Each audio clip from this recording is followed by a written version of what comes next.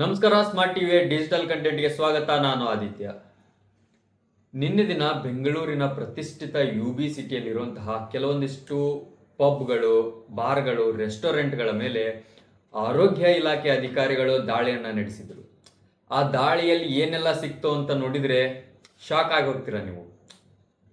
ಇದು ಇಡಿ ದಾಳಿ ಥರ 100 ಕೋಟಿ ನಗದು, 2 ಕೋಟಿ ಬೆಲೆ ಬಾಳುವಂತಹ ಚಿನ್ನಾಭರಣ ಆ ಥರ ಎಲ್ಲ ಏನಿಲ್ಲ. ಫುಡ್ನ ಸಂಬಂಧಪಟ್ಟಿರುವಂಥ ವಿಷಯಗಳೇ. ಏನು, ಒಂದು ಹೋಟೆಲ್ನಲ್ಲಿ ಸರಿಸುಮಾರು 1 ವರ್ಷ ಹಳೆಯದಾದಂತಹ ಮೀನಿನ ಪದಾರ್ಥಗಳು ಸಿಕ್ಕಿವೆ, ಮೀನಿನ ಮಾಂಸಗಳು ಸಿಕ್ಕಿವೆ. ಆಮೇಲೆ ಹೋಟೆಲ್ ಸ್ಕೈ ಎನ್ನುವಂತಹ ಹೋಟೆಲ್ನಲ್ಲಿ 45 kg ಚಿಕನ್ ಮತ್ತೆ ಬೀಫ್, ಆಮೇಲೆ 6 kg ಕಟ್ಲೆಟ್ ಹಾಗೂ 15 ಲೀಟರ್ ಅಡುಗೆ ಎಣ್ಣೆ ಸಿಕ್ಕಿರುವಂಥದ್ದು. ಅದನ್ನೆಲ್ಲ ಆರೋಗ್ಯ ಇಲಾಖೆ ಅಧಿಕಾರಿಗಳು ವಶಪಡಿಸಿಕೊಂಡಿದ್ದಾರೆ. ಜೊತೆಗೆ ರಾಯಲ್ ಚೈನ್ ಹೋಟೆಲ್ನಲ್ಲಿ 50 kg ಬಾತುಕೋಳಿ ಮಾಂಸ ಹಾಗೆ 5 kg ಮೀನಿನ ಮಾಂಸ ಸಿಕ್ಕಿರುವಂಥದ್ದು. ಇದು ಕೇವಲ ನಾನ್ ವೆಜ್ ಹೋಟೆಲ್ಗಳಲ್ಲಿ ಮಾತ್ರ ಅಂತಲ್ಲ, ವೆಜ್ ಹೋಟೆಲ್ಗಳಲ್ಲೂ ಕೂಡ ಸಾಕಷ್ಟು ಐಟಮ್ಗಳು ಸಿಕ್ಕಿವೆ.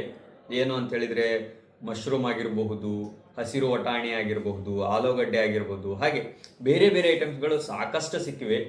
ಇದನ್ನೆಲ್ಲ ಏನಕ್ಕೆ ಹೇಳ್ತಾ ಇದ್ದೀನಿ ಅಂತ ಹೇಳಿದ್ರೆ, ಆರೋಗ್ಯ ಇಲಾಖೆಯ ಆಯುಕ್ತರಾದಂತಹ ಶ್ರೀನಿವಾಸ್ ಅವರು ನಿನ್ನೆ ಹೇಳಿದ್ರು ಈ ರೈಡ್ ಎಲ್ಲ ಆದ್ಮೇಲೆ ಏನು ಅಂತ, ಈ ಮೀನಿನ ಐಟಮ್ ಏನಿದೆ, ಮೀನಿನ ಮಾಂಸ ಏನಿದೆ, ಅದನ್ನ ನಾವು ಹೆಚ್ಚಿಗೆ ಅಂತ ಹೇಳಿದ್ರೆ 1 ತಿಂಗಳುಗಳ ಕಾಲ ಸ್ಟೋರ್ ಮಾಡಿಡಬಹುದು. ಅದಕ್ಕಿಂತ ಜಾಸ್ತಿ ಸ್ಟೋರ್ ಮಾಡಿಟ್ರೆ ಅದು ಕೂಡ ವಿಷವಾಗಿ ಪರಿಣಮಿಸಬಹುದು ಅಂತ ಹೇಳಿದ್ರು ಅವರು. ಅಂತ ಹೇಳಿದ್ರೆ ಅದನ್ನ ನೀವು ತಿಂದ್ರೆ ನಿಮ್ಮ ಆರೋಗ್ಯ ಹದಗೆಡಬಹುದು. 1 ತಿಂಗಳಿಗಿನ ಹೆಚ್ಚಿಗೆ ಕಾಲ ಯಾವುದೇ ಆ ಮೀನಿನ ಪದಾರ್ಥವನ್ನ ಸ್ಟೋರ್ ಮಾಡಿ ಇಡೋ ಹಾಗಿಲ್ಲ ಅಂತ ಹೇಳಿದ್ರು. ಜೊತೆಗೆ ಈ ಎಲ್ಲ ಹೋಟೆಲ್ಗಳ ಮೇಲೆ ದಾಳಿನ ನಡೆಸಿದಾಗ ಮ್ಯಾನುಫ್ಯಾಕ್ಚರಿಂಗ್ ಮತ್ತೆ ಎಕ್ಸ್ಪೈರಿ ಡೇಟ್ ಇರುವಂತ ಸ್ಟಿಕ್ಕರ್ಗಳನ್ನ ಅವರು ಅಂಟಿಸಿದ್ದಾರೆ ಅದ್ರ ಮೇಲೇನೆ ಅಂತ. ಪ್ಯಾಕ್ಡ್ ಫುಡ್ ಐಟಮ್ಸ್ ಏನಿದೆ ಅದಕ್ಕೆ FSSAI ರೂಲ್ಸ್ ಪ್ರಕಾರ ಮ್ಯಾನುಫ್ಯಾಕ್ಚರಿಂಗ್ ಡೇಟ್ ಮತ್ತೆ ಎಕ್ಸ್ಪೈರಿ ಡೇಟ್, ಯಾವಾಗ ಮ್ಯಾನುಫ್ಯಾಕ್ಚರ್ ಮಾಡಲಾಗಿದೆ, ಯಾವಾಗ ಇದರ ವ್ಯಾಲಿಡಿಟಿ ಮುಗಿತದೆ ಅನ್ನೋದನ್ನ ಮೆನ್ಷನ್ ಮಾಡಲೇಬೇಕು ಅಂತೇಳಿ FSSAI ರೂಲ್ಸ್ ಇರುವಂಥದ್ದು. ಅದು ಎಕ್ಸ್ಪೈರ್ ಆಗಿ ಹೋಗಿದೆ. ಹಾಗಾಗಿ ಆರೋಗ್ಯ ಇಲಾಖೆ ಅಧಿಕಾರಿಗಳಿಂದ ಬಚಾವ್ ಆಗಬೇಕು ಅಂತ ಹೇಳಿ ಅಲ್ಲಿದ್ದಂತಹ ಹೋಟೆಲ್ನ ಸಿಬ್ಬಂದಿಗಳು ಅದರ ಮೇಲೆ ಸ್ಟಿಕ್ಕರ್ನ ಅಂಟಿಸಿದ್ದಾರೆ ಅಂತ ಹೇಳಿರುವಂಥದ್ದು. ಇದು ಯಾವುದು ಕೂಡ ಏನು ನಾರ್ಮಲ್ ಹೋಟೆಲ್ಗಳಲ್ಲ. UB ಸಿಟಿಯಲ್ಲಿರುವಂತಹ ಇವರೇನು ನಿನ್ನೆ ದಾಳಿ ಮಾಡಿದ್ರಲ್ಲ, ಹತ್ತತ್ರ ಸರಿಸುಮಾರು 46 ಹೋಟೆಲ್ಗಳ ಮೇಲೆ, ಆ 46 ಹೋಟೆಲ್ಗಳು ಕೂಡ 3 ಸ್ಟಾರ್ ಹೋಟೆಲ್ಗಳು ಅಥವಾ 5 ಸ್ಟಾರ್ ಹೋಟೆಲ್ಗಳೇ ಆಗಿದ್ದವು. ಇದೇನು ಕೇಸ್ ಆಗ್ತಿದೆಯಲ್ಲ, ಇದು ಮೊದಲ ಬಾರಿ ಏನಲ್ಲ. ಬೆಂಗಳೂರಿನಲ್ಲಿ ಈ ಹಿಂದೆ ಕೂಡ ಸಾಕಷ್ಟು ಸಾರಿ ಈ ಥರದ ಕೇಸ್ಗಳಾಗಿವೆ. 2023ರ ವರ್ಲ್ಡ್ ಕಪ್ ಸಂದರ್ಭದಲ್ಲಿ ಚಿನ್ನಸ್ವಾಮಿ ಸ್ಟೇಡಿಯಂ ಒಳಗಡೆನೆ ಇದ್ದಂತಹ ಫುಡ್ ಕೋರ್ಟ್ನಲ್ಲಿ ಅಲ್ಲಿದ್ದಂತಹ ಪೊಲೀಸ್ ಪೇದೆ ಒಬ್ಬರು ಕರ್ಡ್ ರೈಸ್ನ ತಗೊಂಡಿದ್ರು. ಆ ಕರ್ಡ್ ರೈಸ್ ತಿನ್ನುವಂತಹ ಸಂದರ್ಭದಲ್ಲಿ ಅದರೊಳಗೆ ಹುಳ ಸಿಕ್ಕಿದೆ ಅಂತ ಹೇಳಿ ಅವ್ರು ಮ್ಯಾನೇಜ್ಮೆಂಟ್ಗೆ ಕಂಪ್ಲೇಂಟ್ ಮಾಡಿದ್ರು. ಅದಾದ ತಕ್ಷಣ ಕೋರ್ಟ್ನ ಪರ್ಮಿಷನ್ ತಗೊಂಡು IPC ಸೆಕ್ಷನ್ 273ರ ಪ್ರಕಾರ FIR ಕೂಡ ಅವ್ರ ಮೇಲೆ ಫೈಲ್ ಮಾಡಲಾಯಿತು. ಇನ್ನು 2024ರ IPL ಸಂದರ್ಭದಲ್ಲಿ ಅದೇ ಸ್ಟೇಡಿಯಂನ ಕ್ಯಾಂಟೀನ್ನಲ್ಲಿ ಏನು ಮ್ಯಾಚ್ ನೋಡಕ್ ಹೋಗಿದ್ದಂತಹ ವ್ಯಕ್ತಿಯೊಬ್ಬರು ಫುಡ್ನ ಆರ್ಡರ್ ಮಾಡಿ ತಿಂದ್ರು. ಅದನ್ನ ತಿಂದಾದ್ಮೇಲೆ ಅಸ್ವಸ್ಥರಾದರು ಅವರು. ಅದಾದ ತಕ್ಷಣ IPC ಸೆಕ್ಷನ್ 284ರ ಪ್ರಕಾರ ಮತ್ತೆ ವಾಪಸ್ಸು ಅವ್ರ ಮೇಲೆ ಏನು FIR ಹಾಕಲಾಯಿತು. ಇದು ಕೇವಲ ಏನು ಕರ್ನಾಟಕದಲ್ಲಿ ಮಾತ್ರ ಅಲ್ಲ, ಇಡೀ ದೇಶದಾದ್ಯಂತ ಈ ಕೇಸು, ಈ ಥರದ ಕೇಸ್ಗಳು ರಿಜಿಸ್ಟರ್ ಆಗ್ತಾನೆ ಇದೆ.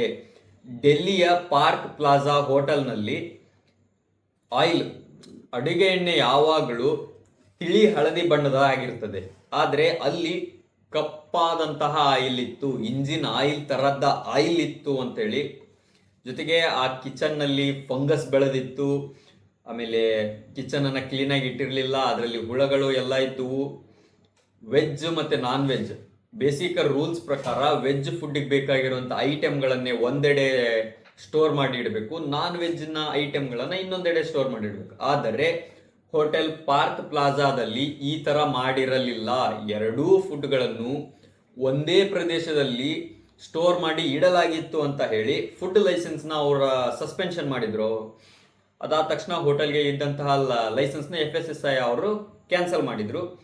ಡೆಲ್ಲಿ ಅದಾದ್ಮೇಲೆ ಹೈದರಾಬಾದ್ನಲ್ಲಿ ಆಗಿರ್ಬೋದು, ಹೈದರಾಬಾದ್ನ BBQ ರೆಸ್ಟೋರೆಂಟ್ನಲ್ಲಿ ಎಕ್ಸ್ಪೈರ್ ಆಗಿರುವಂತಹ ಫುಡ್ನ ಮಾರಾಟ ಮಾಡಲಾಗ್ತಿತ್ತು. ಆಮೇಲೆ ಕೊಳೆತು ಹೋದಂತಹ ಹಣ್ಣುಗಳನ್ನು ಮಾರಾಟ ಮಾಡಲಾಗ್ತಿತ್ತು.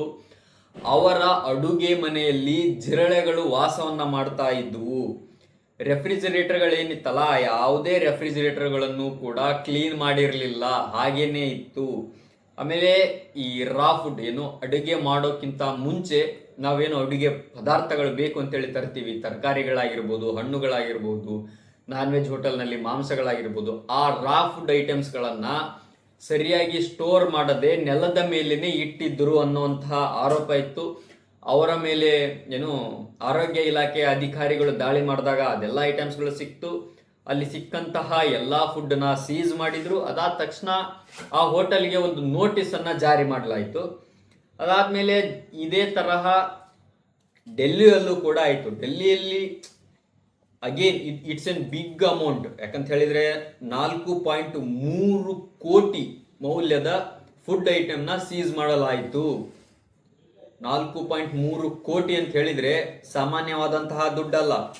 ಅಲ್ಲಿ ನಡೀತಾ ಇದ್ದಂಥದ್ದೇನು, ಎಕ್ಸ್ಪೈರಿ ಆಗಿರುವಂತಹ ಫುಡ್ನ ರೀಪ್ಯಾಕ್ ಮಾಡುವಂಥದ್ದು, ರೀಬ್ರ್ಯಾಂಡ್ ಮಾಡಿ ಅಂತ ಹೇಳಿದರೆ ಅದನ್ನವರು ಯಾವುದೇ ಥರದಂತಹ ಏನು ಇನ್ನೊಂದ್ಸರಿ ಪ್ರೊಡ್ಯೂಸ್ ಮಾಡೋದು ಆ ಥರ ಏನು ಮಾಡ್ತಿರ್ಲಿಲ್ಲ. ಪ್ಯಾಕ್ನ ತಗೊಂಡು ಬರ್ತಿದ್ರು, ಎಕ್ಸ್ಪೈರ್ ಆಗಿರೋ ಪ್ಯಾಕ್ನ ತೆಗೆದು ಹಾಕಿ ಹೊಸ ಪ್ಯಾಕ್ನಲ್ಲಿ ಅದೇ ಫುಡ್ನ ಪ್ಯಾಕ್ ಮಾಡುವಂಥದ್ದು, ಮಾರಾಟ ಮಾಡುವಂಥದ್ದನ್ನ ಮಾಡ್ತಿದ್ರು. ಸರಿಸುಮಾರು 43,762 kg ಫುಡ್, ಸಾಲಿಡ್ ಫುಡ್ ಅಂತ ಹೇಳಿದ್ರೆ ಗಟ್ಟಿ ಆಹಾರ ಪದಾರ್ಥ, ಅದರ ಜೊತೆಗೆ 14,665 ಲೀಟರ್ಗಳಷ್ಟು ಪಾನೀಯಗಳು, ತಂಪು ಪಾನೀಯಗಳಾಗಿರ್ಬೋದು, ಹಾಲಾಗಿರ್ಬೋದು, ಮೊಸರಾಗಿರ್ಬೋದು, ಅಂಥದ್ದನ್ನ ಎಲ್ಲದನ್ನ ಸೇರಿ ಸರಿಸುಮಾರು 4.3 ಕೋಟಿ ಮೌಲ್ಯದ ಆಹಾರ ಪದಾರ್ಥವನ್ನ ಸೀಸ್ ಮಾಡಲಾಗಿತ್ತು. ಆ ಸಂದರ್ಭದಲ್ಲಿ 7 ಜನಕ್ಕೆ ಕ್ರಿಮಿನಲ್ ಕೇಸ್ ಹಾಕಿ ಅವರನ್ನ ಅರೆಸ್ಟ್ ಕೂಡ ಮಾಡಲಾಯಿತು. ನೋಡಿ, ಇದು ಕೇವಲ ಆಹಾರ ಪದಾರ್ಥದಲ್ಲೇ ಆದಂತಹ ಮೋಸ ಆಗಿರ್ಬೋದು ಅಥವಾ ಅದರಿಂದ ಏನು ಜನಗಳಿಗೆ ತೊಂದರೆ ಆಗ್ತಾ ಇದೆ ಅನ್ನುವಂಥದ್ದನ್ನ ತೋರಿಸುವಂಥದ್ದಲ್ಲ. ಆಕ್ಚುಲಿ ನಾನು ಈ ಸರಿ ಕಾಂಗ್ರೆಸ್ ಸರ್ಕಾರಕ್ಕೆ ಅಪ್ರಿಷಿಯೇಟ್ ಮಾಡ್ತೀನಿ ಈ ವಿಚಾರದಲ್ಲಿ. ಯಾಕಂತ ಹೇಳಿದ್ರೆ ಕೇವಲ ಬೀದಿ ಬದಿ ವ್ಯಾಪಾರಸ್ಥರನ್ನ ಮಾತ್ರ ಟಾರ್ಗೆಟ್ ಮಾಡದೆ 5 ಸ್ಟಾರ್ ಹೋಟೆಲ್ಗಳನ್ನು ಕೂಡ ಈ ಸರಿ ಟಾರ್ಗೆಟ್ ಮಾಡಿದ್ದಾರೆ ಅವರು. ನೀವು ಕೂಡ ರೂಲ್ಸ್ನ ಫಾಲೋ ಮಾಡಬೇಕು ಅಂತೇಳಿ. ನೋಡಿ, ಜನಗಳು ಏನು ಮಾಡ್ತಾರೆ, ಆಕ್ಚುಲಿ 5 ಸ್ಟಾರ್ ಹೋಟೆಲ್ಗಳಿಗೆ ಜನಗಳು ಹೋಗೋದಾದ್ರೂ ಏನಕ್ಕೆ, ಅಲ್ಲಿ ಕ್ವಾಲಿಟಿ ಆದಂಥ ಫುಡ್ ಸಿಗುತ್ತೆ, ಹೈಜೀನ್ ಇರುತ್ತೆ ಅಂತೇಳಿ. ಯಾರೋ ಒಬ್ಬ 50 ರೂಪಾಯಿನ ಫ್ರೈಡ್ ರೈಸ್ನ ಹೊರಗಡೆ ಬೀದಿ ಬದಿಯಲ್ಲಿ ಸಿಗುತ್ತೆ, ಅಲ್ಲಿ ತಿನ್ನೋದನ್ನ ಬಿಟ್ಟು 5 ಸ್ಟಾರ್ ಹೋಟೆಲ್ಗೆ ಹೋಗಿ ಯಾಕೆ ತಿಂತಾನೆ? ಯಾಕಂತ ಹೇಳಿದ್ರೆ ಬೀದಿ ಬದಿಯಲ್ಲಿರುವಂತಹ ಏನು ಅಂಗಡಿಗಳಲ್ಲಿ ಯಾವುದಾದ್ರೂ ಒಂದು ವೆಹಿಕಲ್ ಪಾಸ್ ಆದರೆ ಅಲ್ಲಿಂದ ಬರುವಂಥ ಧೂಳಾಗಿರ್ಬೋದು, ಹೈಜೀನ್ ಆಗಿರೋದಿಲ್ಲ ಅನ್ನೋವಂತಹ ಮೇನ್ ಕಾರಣದಿಂದ 5 ಸ್ಟಾರ್ ಹೋಟೆಲ್ಗಳಲ್ಲಾದರೆ ಕ್ಲೀನ್ ಮಾಡಿಟ್ಟಿರ್ತಾರೆ, ಕ್ಲೀನ್ ಆಗಿರುತ್ತೆ ಅನ್ನೋಂಥದ್ದು. ಆದರೆ ಈಗ ಏನು ಒಬ್ಬ ಗ್ರಾಹಕನಾಗಿ ನಾನು ಯೋಚನೆ ಮಾಡಬೇಕಾದಂತಹ ಪರಿಸ್ಥಿತಿ ಬಂದ್ಬಿಟ್ಟಿದೆ. ಏನೋ ನಾನೀಗೇನೋ ಹೋಟೆಲ್ಗೆ ಹೋದೆ, ಆರ್ಡರ್ ಮಾಡಿದೆ, ಬಂತು, ತಿಂದೆ, ಬಿಲ್ ಪೇ ಮಾಡಿದೆ, ಬಂದೆ, ಆ ಥರ ಇಲ್ಲ ಈಗ ನೋಡಿ, ಈ ನಿನ್ನೆ ಸಿಕ್ಕಂತಹ ಏನು ಫುಡ್ ಐಟಮ್ ಸೀಸ್ ಆಗಿರುವಂಥದ್ದ ಅದನ್ನ ನೋಡಿದ ಮೇಲೆ ನನಗನ್ನಿಸ್ತಾ ಇದೆ, ಏನು ನಾನು ಹೋಟೆಲ್ಗೆ ಹೋಗಿ ತಿಂದು ಬರ್ತೀನಿ ಅಂತ ಹೇಳಿದ್ರೆ ನನಗೆ ಯಾವಾಗಿನ ಫುಡ್ನ ಅವ್ರು ಸರ್ವ್ ಮಾಡ್ತಿದ್ದಾರೆ, ಫ್ರೆಶ್ ಫುಡ್ನ ಸರ್ವ್ ಮಾಡ್ತಿದ್ದಾರೋ ಅಥವಾ ಸ್ಟೋರ್ ಮಾಡಿಟ್ಟಂತಹ ಫುಡ್ ಸರ್ವ್ ಮಾಡ್ತಿದ್ದಾರೋ, ಅದು ತಿಂದ ಮೇಲೆ ನನ್ನ ಆರೋಗ್ಯದ ಗತಿ ಏನು ಅನ್ನೋಂಥ ಪ್ರಶ್ನೆಯನ್ನು ನಾವು ಎತ್ತಬೇಕಾಗಿದೆ. ಈಗ ನೋಡಿ, 5 ಸ್ಟಾರ್ ಹೋಟೆಲ್ಗಳು ಏನೋ 50 ರೂಪಾಯಿ ಇರೋಂಥ, ಹೊರಗಡೆ 50 ರೂಪಾಯಿ ಇರೋವಂಥದ್ದನ್ನ ಇಲ್ಲಿ 150 ರೂಪಾಯಿ ಕೊಡ್ತೀವಿ ನಾವು 5 ಸ್ಟಾರ್ ಹೋಟೆಲ್ನಲ್ಲಿ. ಅದೇ ಫ್ರೈಡ್ ರೈಸು, ಅದೇ ತರಕಾರಿಗಳನ್ನ ಅಲ್ಲೂ ಬಳಸ್ತಾರೆ, ಅದೇ ತರಕಾರಿಗಳನ್ನ ಇಲ್ಲೂ ಬಳಸ್ತಾರೆ.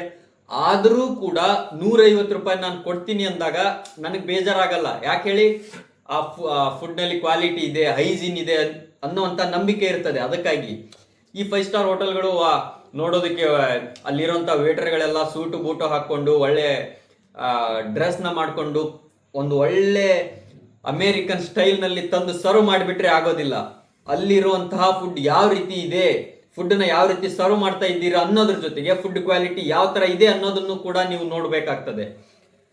ಈಗ ನೋಡಿ, ಸರ್ಕಾರದವ್ರು ಏನೋ ಆದೇಶ ಮಾಡಿದ್ರು, ಸರಿ, 1 ವರ್ಷಗಳ ತನಕ ಸ್ಟೋರ್ ಮಾಡಿಟ್ಟಂತಹ ಮೀನಿನ ಪದಾರ್ಥಗಳಿತ್ತು. 1 ಮಂತ್ ಅಲ್ಲಿ ಎಕ್ಸ್ಪೈರ್ ಆಗುವಂತಹ ಫುಡ್ 1 ವರ್ಷ ತನಕ ನಿಮ್ ಹೋಟೆಲ್ನಲ್ಲಿ ಏನ್ ಮಾಡ್ತಾ ಇತ್ತು? ಇದು ಮೇನ್ ಕ್ವಶನ್. ಈಗ ಗ್ರಾಹಕನಾದಂಥವ್ನು ನಾನು ಕೇಳ್ಬೇಕದನ್ನ. ಯಾವುದೇ ಗ್ರಾಹಕನಿಗೂ ಕೂಡ ಯಾವುದೇ ಹೋಟೆಲ್ನಲ್ಲಿ ಕಿಚನ್ ಒಳಗೆ ಪ್ರವೇಶ ಇಲ್ಲ. ಅದರ ಅಡ್ವಾಂಟೇಜ್ ತಗೊಳ್ತಾ ಇವೆ ಈ 5 ಸ್ಟಾರ್ ಹೋಟೆಲ್ನವರು. ಆರೋಗ್ಯ ಇಲಾಖೆಯವರು ಹೋಟೆಲ್ನ ಸಿಬ್ಬಂದಿಗಳನ್ನ ಬಿಟ್ರೆ ಯಾರಿಗೂ ಅದು ಹೋಟೆಲ್ನ ಸಿಬ್ಬಂದಿಗಳಲ್ಲೂ ಕೂಡ ಏನು, ಎಲ್ಲಾ ಹೋಟೆಲ್ನ ಸಿಬ್ಬಂದಿ ಅಂತ ಹೇಳಿದ್ರೆ ವೇಟರ್ಸ್ಗಳು ಸಹ ಕಿಚನ್ ಒಳಗೆ ಹೋಗಲ್ಲ. ಕಿಚನ್ ಒಳಗೆ ಓನ್ಲಿ ಕುಕ್ಗೆ ಮಾತ್ರ ಪ್ರವೇಶ ಇರುವಂತದ್ದು. ಅಂತ ಸಂದರ್ಭದಲ್ಲಿ ಈ ನಿನ್ನೆಯಿಂದ ಆದಂತ ಈ ಕೇಸ್ಗಳನ್ನ ನೋಡಿದ ಆದ್ಮೇಲೆ ಆ ಪ್ರಶ್ನೆ ಸಹಜವಾಗಿ ನಮ್ಮ ಮನಸ್ಸಿನಲ್ಲಿ ಮೂಡ್ತಾ ಇದೆ. ನಾವು ಏನ್ ತಿಂತಾ ಇದ್ದೀವಿ? ಅಷ್ಟು ದುಡ್ಡು ಕೊಟ್ಟರು ಸಹ ನಾವು ಒಂದು ಒಳ್ಳೆ ಹೈಜೀನ್ ಇರುವಂತ ಊಟ ಮಾಡ್ತಾ ಇದ್ದೀವ, ಅಥವಾ ಎಷ್ಟೋ ದಿನಗಳಿಂದ ಸ್ಟೋರ್ ಮಾಡಿಟ್ಟಂತಹ ಊಟವನ್ನ ಮಾಡ್ತಾ ಇದ್ದೀವ ಅಂತೇಳಿ. ನೋಡಿ, ಈಗ ಏನಾಗ್ತಿದೆ ಅಂತ ಹೇಳಿದ್ರೆ, ಅಷ್ಟು ದುಡ್ಡು ಕೊಟ್ಟು ಸಹ ನಾವು ತಿಂತಾ ಇರುವಂತಹ ಆಹಾರದ ಮೇಲೆ ನಂಬಿಕೆನೆ ಹೊರಟು ಹೋಗ್ತಾ ಇದೆ. ಇದಾದ್ಮೇಲೆ ಆರೋಗ್ಯ ಸಚಿವರು ಹಾಗೂ ಆರೋಗ್ಯ ಇಲಾಖೆಯ ಆಯುಕ್ತರು ಹೇಳಿದ್ರು ಏನಂತ, ಸರಿ, ನಾವು ಹೋಟೆಲ್ನ ಮೇಲೆ ದಾಳಿ ಮಾಡಿದ್ರೆ ಓಕೆ, ಹೋಟೆಲ್ನಲ್ಲಿ ಸ್ಟೋರ್ ಆಗಿರುವಂತ ಫುಡ್ ಸಿಗ್ತದೆ, ಅದನ್ನ ಸೀಸ್ ಮಾಡ್ತೀವಿ, ಆಮೇಲೆ ಅವ್ರನ್ನ ಕೇಸ್ ಹಾಕ್ತಿವಿ, ಅಥವಾ ಫುಡ್ ಸೀಸ್ ಮಾಡ್ತೀವಿ, ಅಥವಾ ಹೋಟೆಲ್ನ ಲೈಸೆನ್ಸ್ ನ ರದ್ದುಗೊಳಿಸಲಾಗ್ತದೆ, ಇದಿಷ್ಟ ಆಗ್ತದೆ. ಬಟ್ ಇವರಿಗೆ ಸಪ್ಲೈ ಮಾಡ್ತಾ ಇರುವಂತವ್ರು ಯಾರು? ಆ ಸಪ್ಲೈ ಮಾಡ್ತಾ ಇರುವಂತವನು ಎಷ್ಟು ಹಳೆಯದಾದಂತಹ ಫುಡ್ ನ ಸಪ್ಲೈ ಮಾಡ್ತಿದ್ದಾನೆ, ಅದ್ರೊಳಗೆ ಏನೆಲ್ಲ ಕಂಟೆಮಿನೇಷನ್ ಆಗ್ತಾ ಇದೆ, ಏನೆಲ್ಲ ಕಲಬೆರಕೆ ಆಗ್ತಾ ಇದೆ ಅನ್ನುವಂಥದ್ದನ್ನ ಕೂಡ ನಾವು ಚೆಕ್ ಮಾಡಬೇಕು. ಮುಂದಿನ ದಿನಗಳಲ್ಲಿ ನಾವು ಅಲ್ಲೂ ಕೂಡ ದಾಳಿಯನ್ನ ಮಾಡ್ತೀವಿ ಅನ್ನುವಂಥದ್ದನ್ನ ಹೇಳಿದ್ದಾರೆ.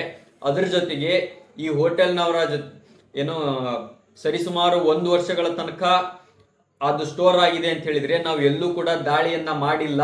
ಹಾಗಾಗಿ ಅಷ್ಟು ರಾಜಾರೋಷವಾಗಿ ಅವರು ಸ್ಟೋರ್ ಮಾಡಿರ್ತಾ ಇದ್ದಾರೆ. ಇನ್ನು ಮೇಲೆ ನಾವು ನಿಯಮಿತ ಕಾಲಘಟ್ಟದಲ್ಲಿ ಕೆಲವೊಂದಿಷ್ಟು ಆಯ್ದ ಹೋಟೆಲ್ಗಳ ಮೇಲೆ ದಾಳಿಯನ್ನ ಮಾಡ್ತಾ ಇರ್ತೀವಿ ಅನ್ನುವಂಥದ್ದನ್ನ ಹೇಳಿದ್ರು. ಅದ್ರ ಜೊತೆಗೆ ಇದು ಆಕ್ಚುಲಿ ಸರ್ಕಾರದ್ದೇ ತಪ್ಪಲ್ಲ. ಸರ್ಕಾರದವ್ರು ಸರಿಯಾಗಿ ನೋಡ್ಕೊಳ್ತಿಲ್ಲ, ಸರ್ಕಾರದವರು ಸರಿಯಾದಂತ ರೂಲ್ಸ್ ಅಂಡ್ ರೆಗ್ಯುಲೇಷನ್ಸ್ ನ ತಂದಿಲ್ಲ ಅಂತ ಹೇಳಿ ನಾವು ಸರ್ಕಾರದವ್ರನ್ನೇ ಬಯಲಿಕ್ಕೆ ಆಗಲ್ಲ. ಯಾಕಂತ ಹೇಳಿದ್ರೆ ಸರ್ಕಾರದ ಜೊತೆಗೆ ಆ ಹೋಟೆಲ್ನ ಮಾಲೀಕರದ್ದು ಕರ್ತವ್ಯ ಅದು. ನಮ್ಮನ್ನ ನಂಬಿ ಅಷ್ಟು ಗ್ರಾಹಕರು ಬಂದಿದ್ದಾರೆ ಅಂತ ಹೇಳಿದ್ರೆ ಅವರಿಗೆ ಸರಿಯಾದಂತಹ ಆಹಾರ ವ್ಯವಸ್ಥೆಯನ್ನ ನಾವು ಕೊಡಬೇಕು ಅನ್ನೋದು ಹೋಟೆಲ್ನ ಮಾಲೀಕರ ಕರ್ತವ್ಯ ಅದು. ಆ ಕರ್ತವ್ಯವನ್ನ ಆ ಹೋಟೆಲ್ ಮಾಲೀಕರು ಸರಿಯಾಗಿ ನಿಭಾಯಿಸ್ತಾ ಇಲ್ಲ.